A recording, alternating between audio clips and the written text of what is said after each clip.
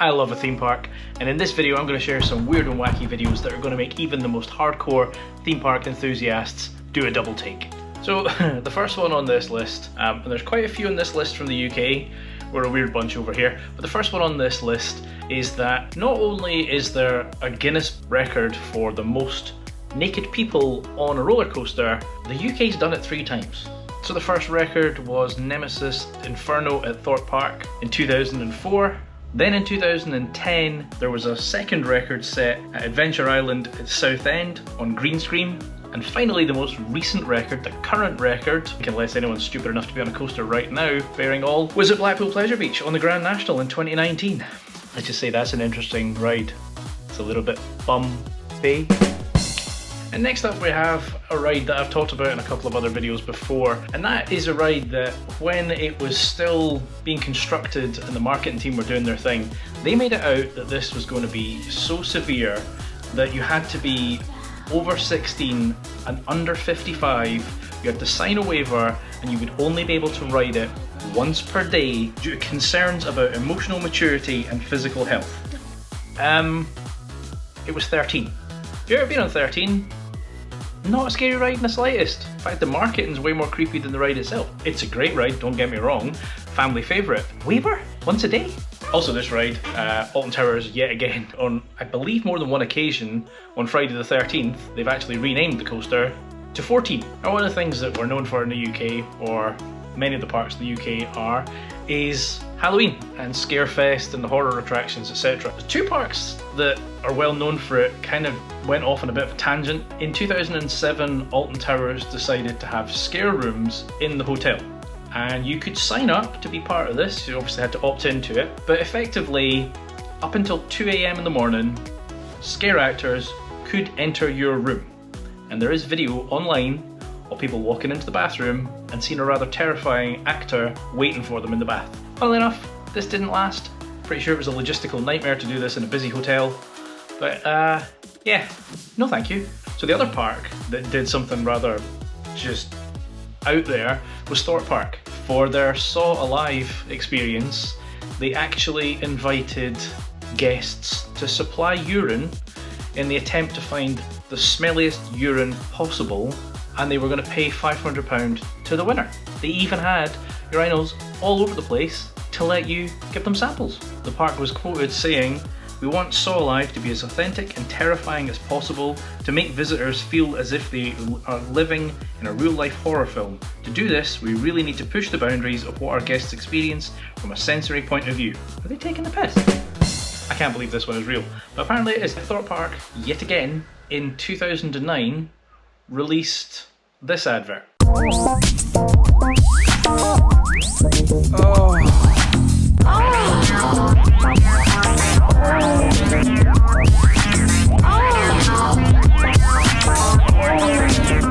Now from what I can tell, the advert didn't last very long before it was taken down. Can't say I'm surprised. What? Okay, so over the years there's probably been some really wacky merchandise out there. Alton Towers decided to release some orange flavoured condoms for Oblivion. Not entirely sure how Don't Look Down ties into that. Over in Denmark, in Bakken, they have a ride called Rusjebanen, and at the entrance to one of the tunnels is a wooden naked woman whose legs you go right between. I'm not sure if this next one is genius marketing or terrible idea, but a Chinese manufacturer decided to show off how safe their rides were and their electrical prowess on a kids ride that was clearly malfunctioning yet still functioning, I think, safely? If you're enjoying this list of crazy facts, hit that like button. If you're not enjoying this list, hit the dislike button. If you've got any stories that are not covered in here, please leave them in the comments below for others.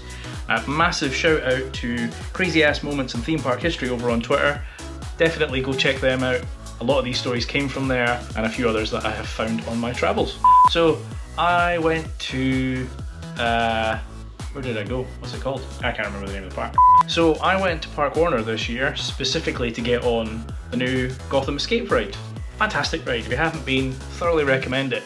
December, the ride stalled, like at the top of the top hat. Do you wanna know how they got it back down? They poked it with a stick.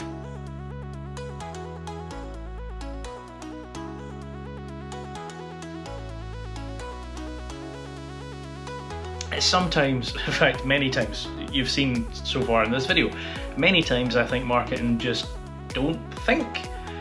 So in Six Flags Discovery Kingdom, just before their new ride, they were putting up signs around about rattlesnakes, promoting the new ride. However, because it said danger rattlesnakes, people genuinely thought there was rattlesnakes and got a little spooked. So it kind of backfired on them. I'm sure many of you went to theme parks during the pandemic, and it was an interesting experience. I think we'll all agree it was a little bit different.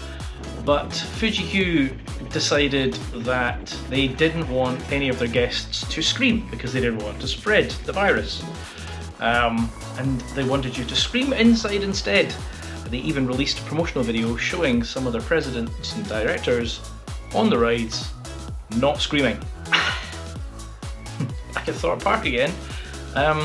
One of my favourite rides is Swarm. I love a wing coaster. I love that wing coaster. I think the ride layout is fantastic. The theming is fantastic. Just an amazing attraction. But once it was unveiled, but before it was open to the public, in the marketing campaign, they showed images of test dummies missing arms and legs and said they were going to have to make some adjustments because it was a little bit too close. What? Okay, so many of you will know that next year, 2024, is the big one in Blackpool's 30th birthday. I've got a video up here about that, so go check that out if you haven't already. But one of the things that they did in its history was they strapped a Formula 1 car to the track and sent it all the way around.